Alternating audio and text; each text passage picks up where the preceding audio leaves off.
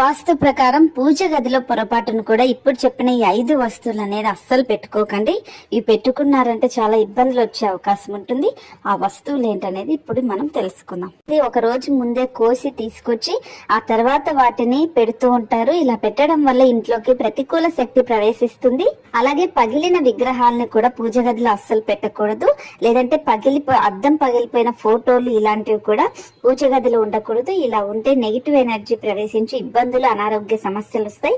అలా ఏదైనా విగ్రహం పగిలిపోయినా, దేవతల ఫోటో పగిలిపోయినా నదిలో వాటిని వదిలి వేసేయండి. అలాగే కొంతమంది తెలిసి తెలియక పూజ గదిలో కొన్ని వస్తువులు అయితే పెడుతూ ఉంటారు.